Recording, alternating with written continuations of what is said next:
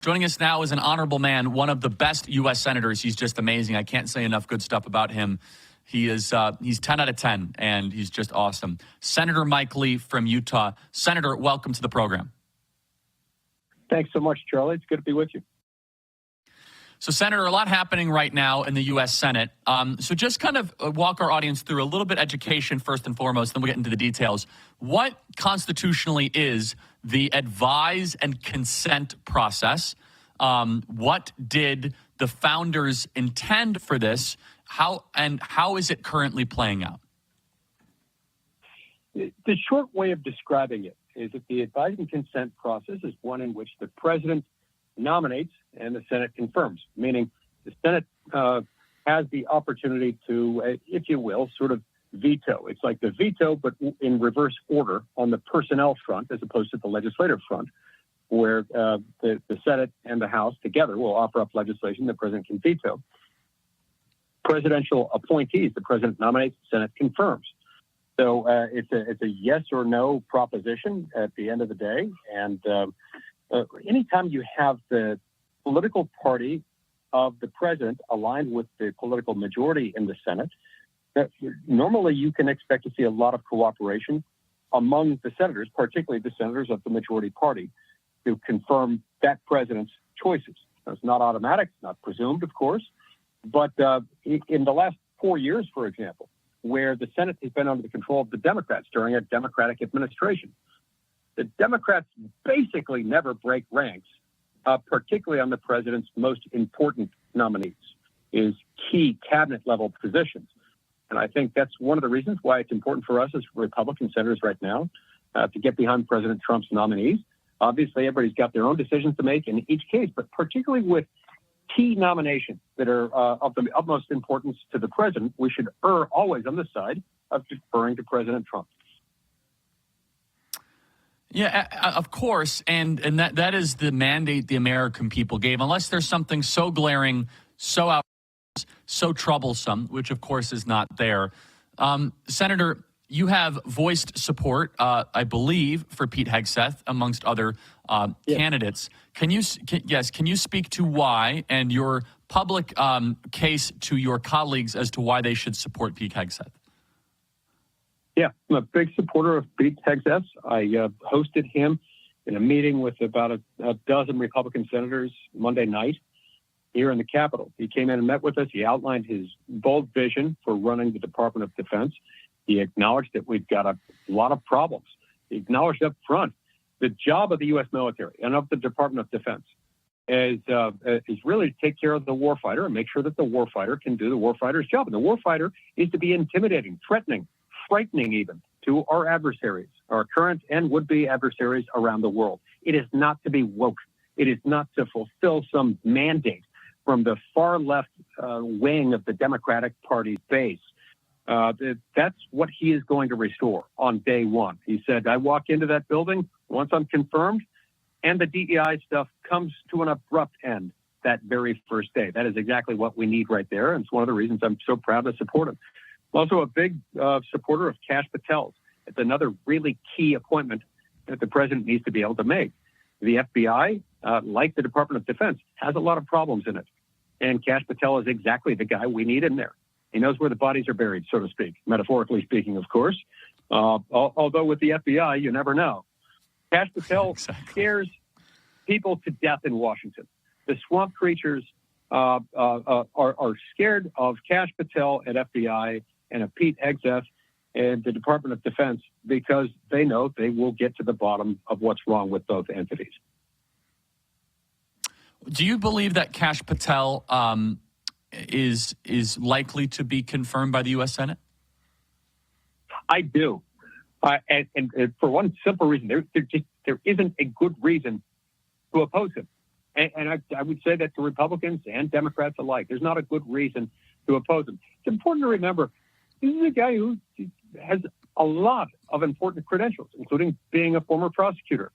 That's the same credential that's been held by many prior FBI directors. He, incidentally, has prosecuted more cases than Kamala Harris, who has spent a significant part of her career as a prosecutor.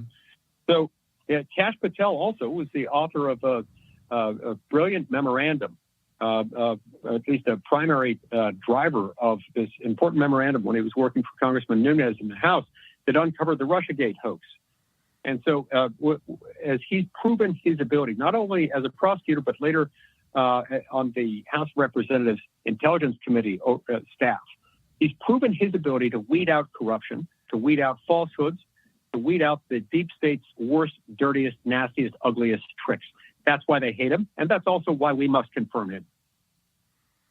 I completely and totally agree. And so, speaking more broadly here, Senator, the Republican conference has an opportunity to send a signal to the rest of D.C. that it is not going to be business as usual.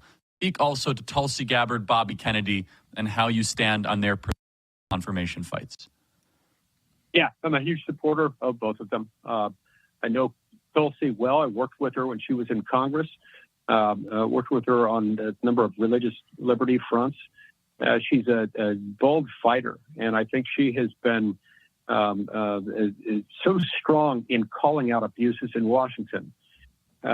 She herself has been the victim of a retaliatory deep state system that put her on the terror watch list, actually had minders like spies literally following her as she traveled around the country. Totally unacceptable. Bobby Kennedy, I don't know him as well. I've met him only once. He comes from a very different political background than I do. But I respect and deeply admire the fact that he's one who's going to stand up against this sort of government, food, drug, industrial complex that very often has not led to better health outcomes. It's wonderful. I want to get your reaction very quickly as we close here, Senator, to this extraordinary clip. New York Times columnist Michelle Goldberg pushes for preemptive pardons, play cut 120. I shouldn't say easy, but there's a way to do this, I think, that would make the narrative clear-cut for the American people.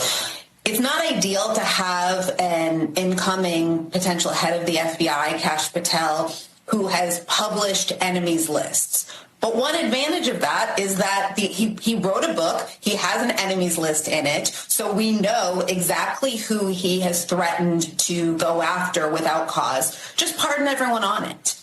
Pardon everyone on it. Give a speech. Say, and this is one reason I wish that the president was a better.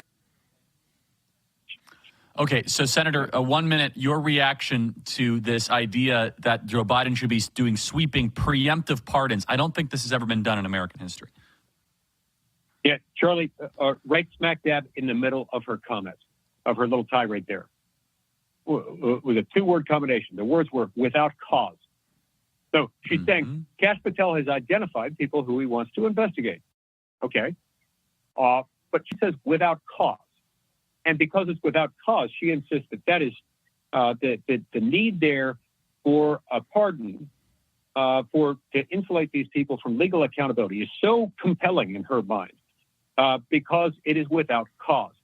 She presupposes the answer to the question that she poses, and she presupposes it in a way that is without foundation. He hasn't established that it's without cause. Kash Patel would beg to differ that it's without cause. In any event, this would be an odd way of going about it. I mean, it's one thing. You've got Gerald Ford pardoning Richard Nixon. Yes. As when that whole episode happened. But when you're talking about a fairly wide net of saying, okay, let's look out for the people who we know that the incoming administration might have cause to realize might warrant investigation. And I haven't read this book. I don't, not very familiar with the list that he's talking about. I'm not going to weigh in on that and what he's going to do. I can't speak for Kash Patel. But to just throw a wide net out there and say we're going to pardon all these people prospectively because we think the incoming administration might have reason to investigate them, that's weird. That's really weird. And it's not just weird, it's creepy.